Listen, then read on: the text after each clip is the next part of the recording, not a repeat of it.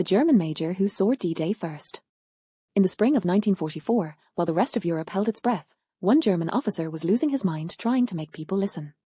His name was Major Helmut Meyer. Intelligence officer. 15th Army.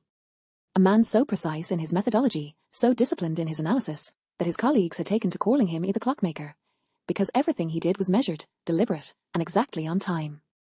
Meyer had spent months doing something most German high command had stopped bothering to do seriously. He was actually listening to the Allies. Not listening in any philosophical sense. Literally listening. With radio equipment. Intercepting BBC broadcasts. Cross-referencing them against troop movement reports, weather data, and a growing body of intercepted communications that told a story, a very specific, very urgent story, to anyone patient enough to read it. By June 1944, Meyer had filled 17 notebooks.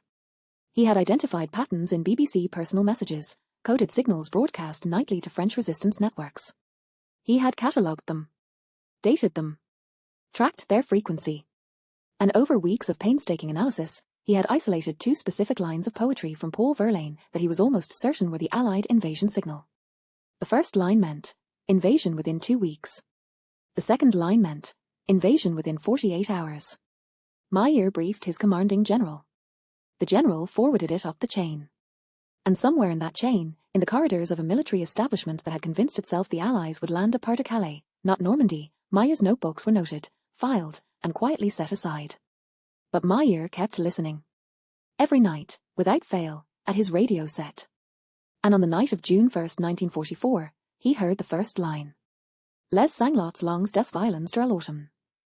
The long sobs of autumn's violins. Meyer heard it and went rigid. He had been waiting for this exact transmission for months. He had briefed 7 separate officers on what it meant. He had written it down in 3 separate reports, each one more urgent than the last. The invasion was coming. Within 2 weeks. He immediately drafted a flash alert and sent it up the chain of command. He also sent it laterally, to every German army headquarters in France he had authorization to contact. He attached his full analytical summary. He cited the dates, the frequency patterns, the corroborating intelligence. Then he sat at his radio and waited for the second line. What he got instead was a response from Army Group B headquarters informing him that his alert had been received and that the matter was under review. Under review. Meyer stared at that phrase for a long time. Across the channel, in England, 156,000 men were boarding ships and aircraft. The largest amphibious invasion in human history was in its final hours of preparation. Thousands of aircraft were being fueled. Paratroopers were blacking their faces and checking their equipment for the last time. And in a German intelligence office in France, one major was being told his warning was under review. But Meyer didn't know about the ships yet. What he knew was enough. He went back to his radio. On the night of June 5th, he heard the second line. Chapter 3, 2147 hours. The time was 9:47 in the evening. June 5th, 1944. Blessant mon cœur one languor monotone. Wound my heart with a monotonous languor. Meyer's hand was already reaching for the telephone before the transmission finished. He called his commanding general, General Hans von Salmuth, directly. Not through the duty officer. Not through channels.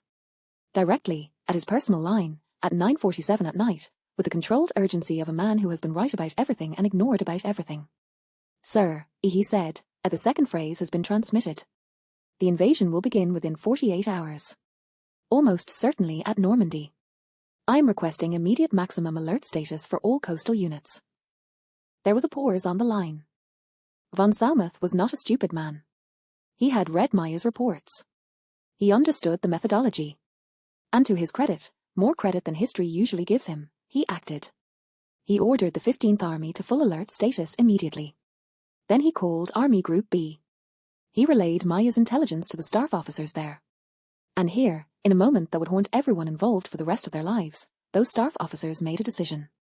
They decided not to wake Field Marshal Erwin Rommel. Rommel, the one man in France who might have responded aggressively enough to stop what was coming, was not at his post. He had gone home to Germany to celebrate his wife's birthday, and nobody wanted to wake him on a false alarm. Lucia Maria Rommel turned 50 on June 6, 1944. Her husband had left France on June 4th, confident, as most of German high command was confident, that the weather was too poor for an Allied invasion. The meteorologists had agreed. The channel was rough. The conditions were wrong. Rommel had additionally scheduled a meeting with Hitler for June 6 to request additional panzer reserves. He was focused on politics, on logistics, on the longer game.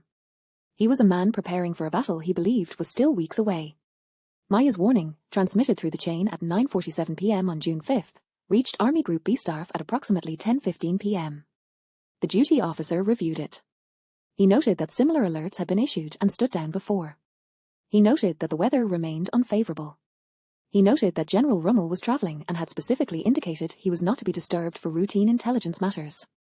He filed it as priority intelligence and marked it for morning review. At 10:15 p.m. on June 5, 1944, American paratroopers of the 82nd and 101st Airborne Divisions were already in the air over the English Channel. The first Allied boots would touch French soil in less than 2 hours. Mayer, back at his radio station, had no way of knowing any of this. What he knew was that he had sent his warning. He had done everything right. He had followed every protocol, exceeded every standard of diligence, and delivered his intelligence clearly and correctly. He could not have known that the system built to act on his intelligence had, at the most critical moment in the war, simply chosen to wait until morning. What he heard next, at 1:30 in the morning, told him everything. It began as static. Then voices, Allied voices, American voices, fragmentary and urgent, bleeding across the military frequencies. Then, distantly but unmistakably, the sound of aircraft. Hundreds of aircraft. The kind of sound that doesn't come from a patrol or a raid. Maya knew that sound. It was the sound of an operation. He grabbed his telephone. Called the duty officer at Army Group B, reported what he was hearing. Requested confirmation that coastal units were at full alert. The duty officer told him that reports were coming in of parachute drops near Karen and the Cotentin Peninsula. German units were engaging. The situation was, the duty officer said with the bureaucratic composure of a man who had not yet understood what was happening, it being assessed. Mayer put down the telephone. He sat in his intelligence office, surrounded by 17 notebooks of analysis, and he understood, with a particular clarity that comes from being completely right about something, exactly what was happening 50 miles away. The invasion had begun. At Normandy, just as he had predicted. On the timeline he had identified. Using the signal he had decoded. He had given 48 hours of warning. The German military had used approximately 4 of them. By the time the sun rose on June 6, 1944, 156,000 Allied troops were either ashore or actively landing on 5 beaches. Rommel, reached by telephone at his home in Germany, was already racing back to France in his staff car. He would not arrive until that evening. By then, the beachhead was established. Maya's report was pulled from the files that morning and read by officers who could not look him in the eye. In the days that followed, as the scale of the Allied landing became undeniable, a question began circulating through German officer circles with the quiet, insistent energy of something everyone knows but nobody wants to say out loud. What if they had listened? It was, in military terms, a simple question with a devastating answer. Maya's warning had been transmitted at 9:47 p.m. on June 5. The first Allied paratrooper landings began at approximately 12:15 a.m. on June 6. That was a window of 2 hours and 28 minutes. 2 hours was not enough to reposition an army. But it was enough to do something critical, wake the Panzer Reserves.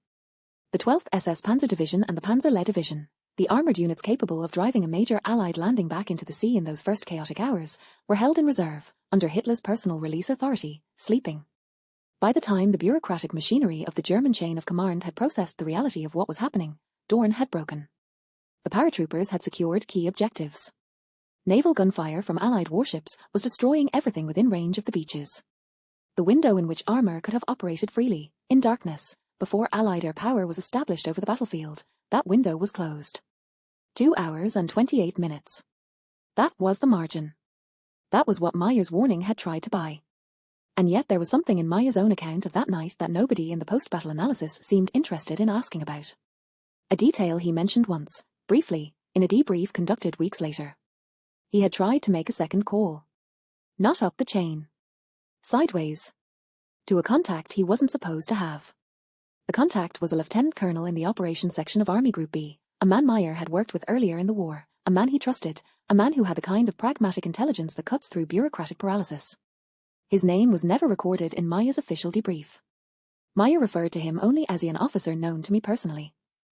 At approximately 10:30 p.m. on June 5, 45 minutes after his initial warning call, Maya made an unauthorized